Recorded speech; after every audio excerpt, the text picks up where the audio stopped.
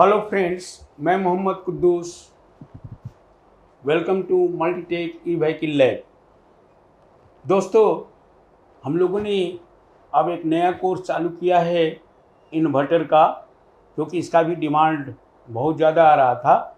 वैसे तो मुझे किसी भी सर्किट में कोई दिक्कत नहीं आती है, तो बच्चों के डिमांड पे और स्टूडेंट के डिमांड पे ये मैं भी कोर्स चालू किया हूँ।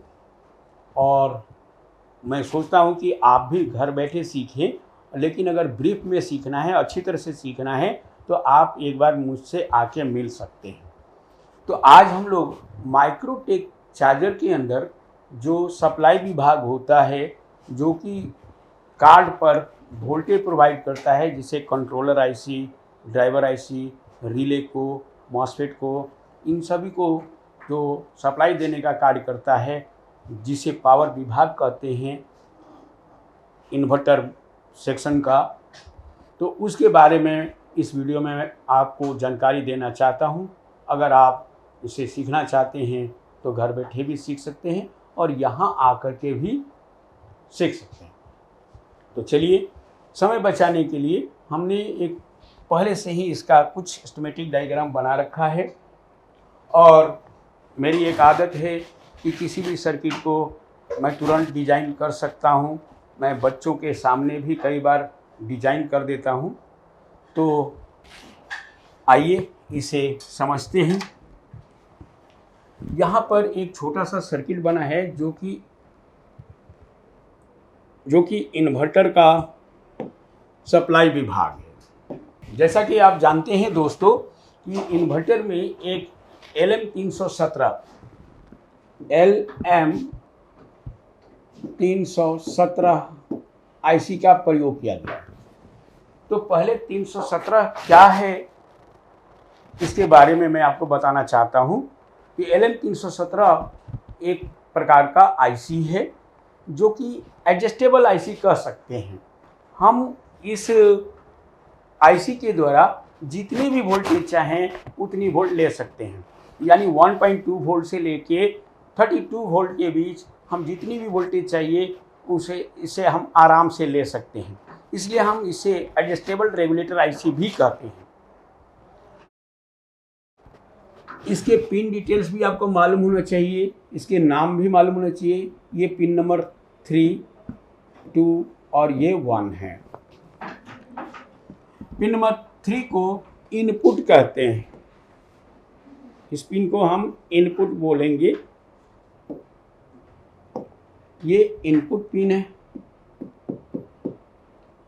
और 2 नंबर पिन आउटपुट पिन है और 1 नंबर पिन एडजस्ट पिन है।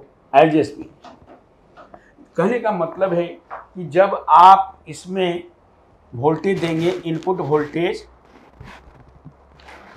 तो ये आउटपुट करेगा पिन नंबर 2 से। लेकिन आपको कितनी वोल्टेज चाहिए ये आपके ऊपर डिपेंड करता है। आप पिन नंबर 1 पर लगे रजिस्टर का वैल्यू बदलिए तो 2 नंबर पिन से आप ले सकते हैं 1.2 वोल्ट से लेके 32 वोल्ट तक। लेकिन इसका मतलब ये नहीं है कि आप इनपुट वोल्टेज 12 ही देंगे। अगर आपको ज़्यादा वोल्टेज देना है, ज़्यादा वोल्टेज लेना है, तो इनपुट वोल्टेज भी ज़्यादा देना पड़ता है। लेकिन क्योंकि हमारे इन्वर्टर 12 वोल्ट पे चलता है, तो हमें इस पर इनपुट 12 वोल्ट देंगे। लेकिन अब आपकी इच्छा है कि यहाँ पे 3.3 वोल्ट लें, 5 वोल्ट लें, यानी जितनी भी रिक्वायरमेंट है उतना वोल्टेज आप ले सकते हैं। तो लेने के लिए आपको आउटपुट है, आउटपुट पिन निकाल के देगा, आउटपुट करेगा। लेकिन इस पर इस सर्किट डिजाइनर ने एक प्रीसेट लगा दिया है। ये है प्रीसेट। वैसे थ्योरी में इसे कहा जाता है सेमी वेरिएबल रजिस्टर, प्रैक्टिकल में इसे प्रीसेट कहा जाता है। एक प्रकार का ये वेरिएबल रजिस्टर की तरह ही काम करता है। अगर हम इस प्रीसेट को घुमाते हैं तो 1 नंबर की वोल्टेज वेरी होती है। जब 1 नंबर की वोल्टेज वेरी होती है तो इसके आउटपुट पिन की भी वोल्टेज वेरी होती है। तो आप इसे जितनी वोल्टेज चाहिए उतनी ले सकते हैं, लेकिन इनपुट से कम ही वोल्टेज आउट करेगा। रेगुलेटर का मतलब यही होता है। तो आइए ये छोटे से सर्किट को समझते हैं। सबसे पहले हमें इनपुट वोल्टेज जो कि बैटरी से आएगा +12 वोल्ट। अगर 24 वोल्ट का इन्वर्टर है तो इसमें 24 वोल्ट दी जाएगी। अब ये जो 24 वोल्ट या 12 वोल्ट जितने वोल्ट का इन्वर्टर है, जैसा कि मैंने ये सर्किट डिजाइन किया है, वो 12 वोल्ट इन्वर्टर का पावर विभाग है। तो ये आपको 12 वोल्ट इनपुट कराया गया है। कहाँ से आ रहा? From battery, positive terminal of battery के पॉजिटिव टर्मिनल, और यही वोल्टेज फिर चला जाएगा जो एच ब्रिज का मॉसफेट होता है, जिसे देसी भाषा में, इजी भाषा में चार्जिंग मॉसफेट भी कहा जाता है, उसके ड्रेन पे। तो ये कहाँ जाएगा? टू ड्रेन ऑफ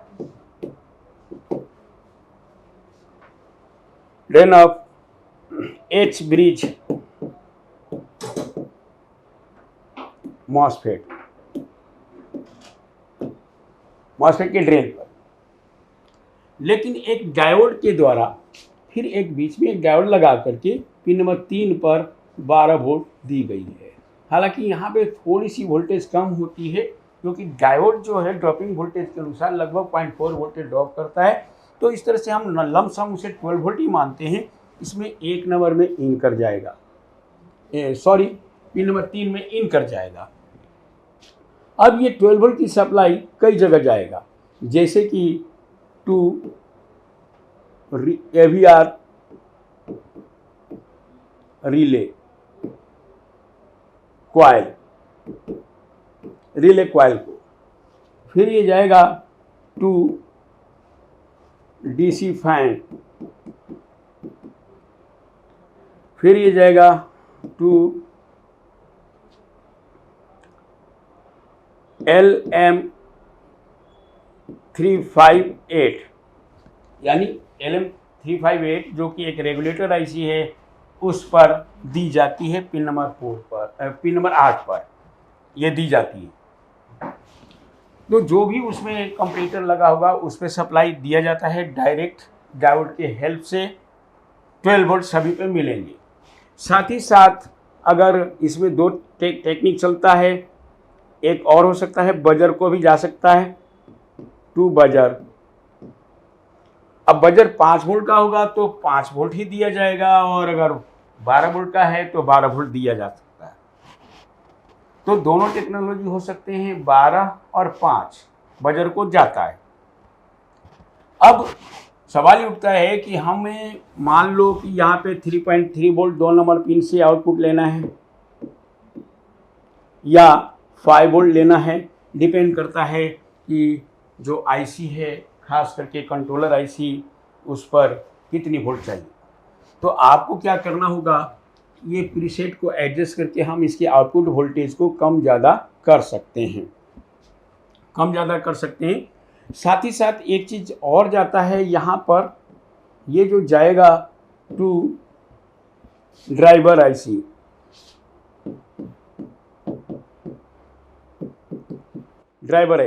या हो सकता है कि आपके सर्किट में, जैसे कि माइक्रोटेक में तो आईसी यूज की गई है ड्राइवर के रूप में, लेकिन बहुत सारे में क्या होगा, ड्राइवर ट्रांजिस्टर लगा होता है।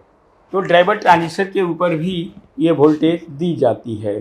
तो हम लिख देते हैं और में, और to collector of driver transistor,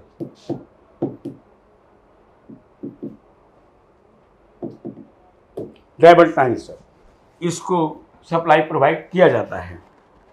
लेकिन अब 3.3 वोल्ट या 5 वोल्ट जो 2 नंबर पिन से आउट होता है, 5 वोल्ट अधिकतर देखा जाता है, तो ये कहाँ जाएगा, टू कंट्रोलर आईसी, और दूसरा यहीं से एक और ट्रैक निकल के जाएगा टू कंट्रोल पैनल।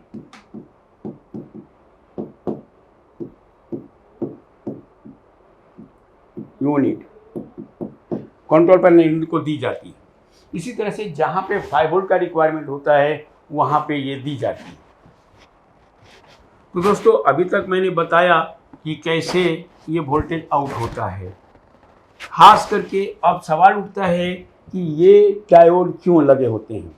जैसे कि 2 नंबर पिन और 3 नंबर के पिन के बीच एक डायोड लगा है, तो एक तरह से ये कहा जाएगा कि 1 नंबर की वोल्टेज रिवर्स डायरेक्शन में 2 नंबर पिन पे ना पहुँचे।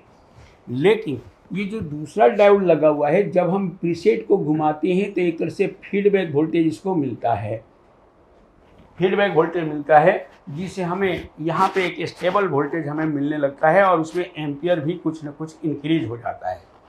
साथ ही साथ ये जो आप सिंबल देख रहे हैं, इसका मतलब है कि ये बैटरी से ग्राउंड किया गया है, बैटरी का ग्राउंड लिया गया है।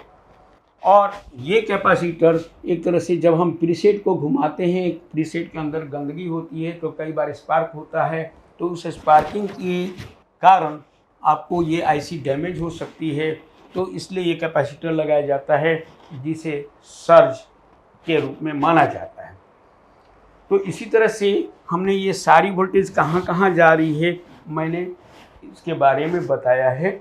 लेकिन आगे आपको और भी वीडियो इस पे मिलते रहेंगे लगातार, जिसे आप अच्छी तरह से सीख पाएंगे। क्योंकि सबसे बड़ा दिक्कत ये है कि अब जो है मार्केट में इसका कोई बुक नहीं है। हाँ, कोई अनुभव रखता है, पहले से ये काम कर रखा है या बहुत दिनों से ये काम करता आ रहा है, तो उसको आसानी से समझ सकता है और समझा भी सकता है। ठीक इसी प्रकार से आप किसी भी तरह का इन्वर्टर्स, खास करके हम जो इन्वर्टर अब आपको बताएंगे वो होगा sine wave, half sine wave, square wave और फिर सोलर वाला इन्वर्टर। तो इसके बारे में भी मैं पूरी ट्रेनिंग अब चालू कर दिया हूँ। साथ ही साथ आप ईवी से रिलेटेड किसी भी तरह के चार्जर या कंट्रोलर को अगर आप सीखना चाहते हैं तो आप सीख सकते हैं, क्योंकि हम एस्टिमेटिक डायग्राम प्रोवाइड कर रहे हैं। और वो एस्टिमेटिक डायग्राम मार्केट में मिलता नहीं है, बल्कि खुद बनाना पड़ता है। और बना वही सकता है जो इंजीनियरिंग लेवल का टीचर होगा, और साथ साथ उसे काफ़ी सालों का अनुभव भी होना चाहिए सर्किट डिजाइनिंग का, जिससे आसानी से वो डिज़ाइन भी कर सकता है। तो मैं किसी भी तरह के चार्जर को जो ईवी से रिलेटेड होता है या ई रिक्शा से रिलेटेड होता है, उसका एस्टिमेटिक डायग्राम हमारे पास अवेलेबल है। वो आकर के आप यहाँ पे अच्छी तरह से सीख सकते हैं। साथ ही साथ इन्वर्टर भी अच्छी तरह से सीख सकते हैं। तो इस वीडियो में इतना ही। Thank you very much.